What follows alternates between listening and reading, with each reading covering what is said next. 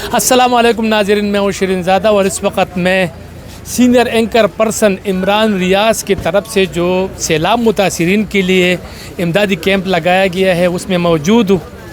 इमरान भाई भी मेरे साथ मौजूद है और इनकी जो काविशें हैं, इनकी जो एक्टिविटीज़ है, इस पर मैंने भी नज़र रखा हुआ है और आप लोगों ने भी नज़र रखा हुआ है। अभी रात को ही ये दादू से वापस पहुँचे और मुझे फ़ोन किया कि आप स्वाद से आप लाहौर पहुँचे, तो मैं लाहौर पहुँचा और ये दादू से लाहौर पहुँचे। फिर हम उसी दिन फिर यहाँ इस्लामाबाद पहुँचे।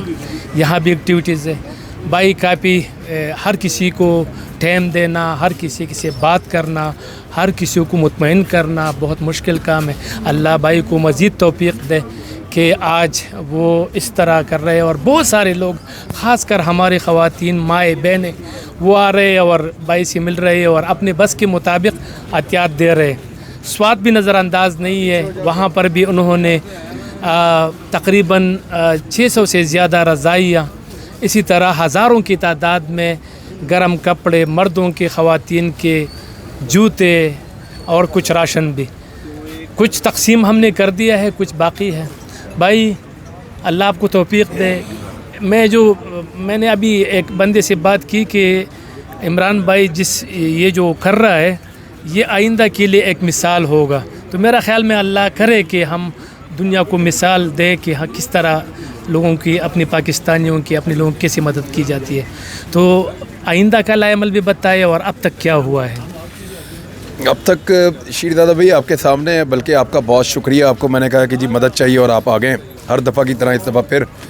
और हमेशा आपके आने से आसानियाँ पैदा होती हैं और अल्लाह ताला आसानियाँ पैदा करने वाला है, लेकिन वो वसीले पैदा करता है। तो आपने हमेशा मदद की है और आसानियाँ पैदा की हैं। ये सारी चीज़ फैलती जा रही है। मुझे एक्चुअली ऐसे घबराहट होती नहीं, लेकिन जब मैंने सिंध की सूरत हाल ख़ास तौर पर दादू में जाकर ये चीज़ें देखी हैं तो मुझे महसूस हुआ कि हमें और दोस्तों की ज़रूरत है। मैंने इसलिए आपसे रब्ता किया कि आप आ जाएं और कुछ चीज़ों को अब आप संभालें, हमारे साथ मिलकर मदद करें। और सूरत हाल का आप जब जायज़ा लेंगे, जब आप अभी सिंध जाएंगे तो आपको पता चलेगा कि एक्चुअली वो कितने बड़े डिज़ास्टर से गुज़र रहा है। और साथी तौर पे हम लोग इसमें शामिल हुए हैं। अल्लाह रब्बुल इज़्ज़त ने हमें चुना है इस काम के लिए, और इसमें आने के बाद अब इससे निकलने का कोई रास्ता नहीं है बजाय इसके कि आप ये काम करते रहें। बहुत सारे और लोग ये काम कर रहे हैं, बड़ा शानदार काम कर रहे हैं। हम उन सब की मदद कर रहे हैं और वो सब हमारी मदद कर रहे हैं, और एक्चुअली हम सब मिलकर पाकिस्तानियों की मदद कर रहे हैं। इस वक्त पाकिस्तान के वो लोग जो डूबे हुए हैं उनका हाथ पकड़ने की ज़रूरत है, इससे पहले कि वो पूरी तरह डूब जाएं।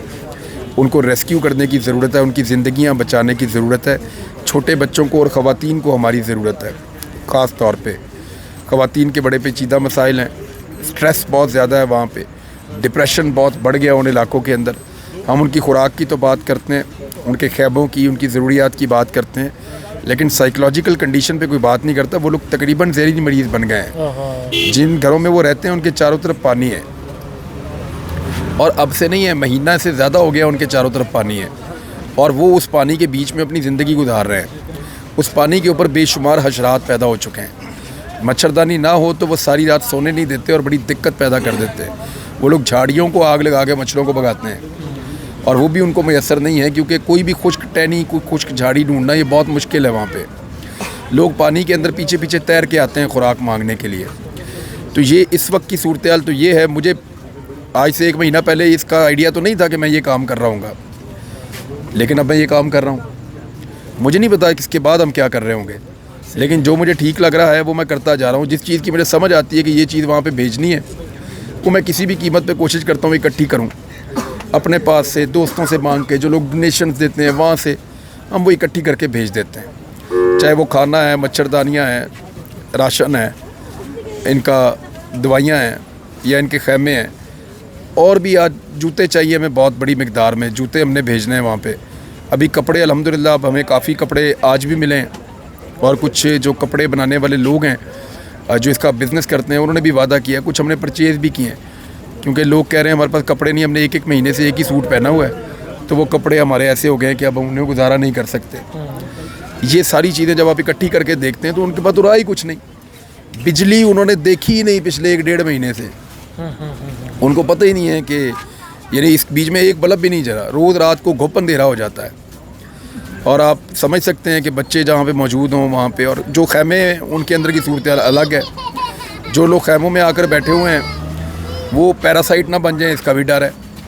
यानी वो अपने आप को बेकारी वाले एटीट्यूड में ना ले जाएं, ये बहुत बड़ा डर है कि आप जब उनको रोज़ाना खाना पका के खिलाएंगे, 100 200 देगा वहाँ पकाएंगे एक टाइम में, और वो खाना खाएंगे। ये हमारे जो लोग मदद करने वाले हैं वो ये कर रहे हैं। देखें, डोनेशन मिल रही हैं और लोगों को ये अच्छा लगता है कि 100 200 300 देग पकाएं और लोगों को खाना खिलाएं।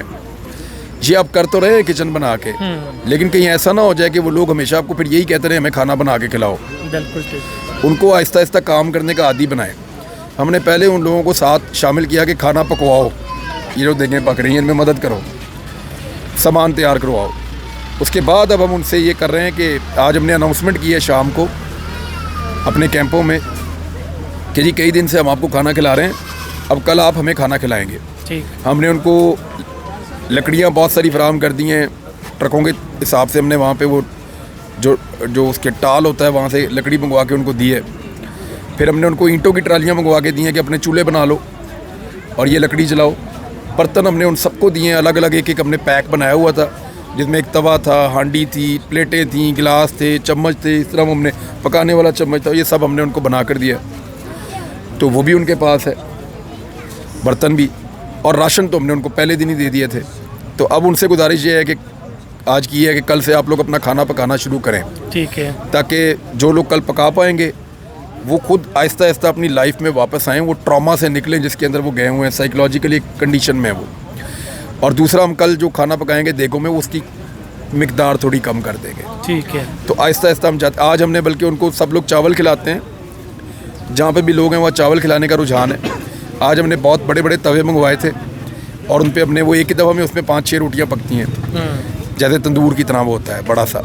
तो उस पर आज हमने लोगों को सालन और रोटी बना कर दी है, तो वो थोड़ा सा उनको वो जायका भी तब्दील हो और वो चावल खा कर बीमार ना हो जाए। ठीक है भाई, ये जो मौजूदा कैंप है मतलब इस्लामाबाद वाला, इसकी क्या सूरत हाल है? आइंदा का कहाँ कहाँ कैंप लगाने का मंसूबा है, और बलूचिस्तान के बारे में आप क्या सोच रहे हैं? एतवार वाले दिन हमारा कैंप है रावलपिंडी में।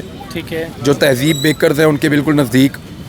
पीर वाले दिन हमारा कैंप है पेशावर में, और वो पेशावर के दोस्तों ने बहुत बुलाया, उन्होंने बहुत दावत दी, तो अब हम पेशावर जा रहे हैं। ठीक है। और पेशावर के दोस्तों के साथ वहाँ पे हम कैंप करेंगे पीर वाले दिन। ठीक है। और इसके बाद मंगल को हम लाहौर जाएंगे और फिर हम रवाना हो जाएंगे बलूचिस्तान।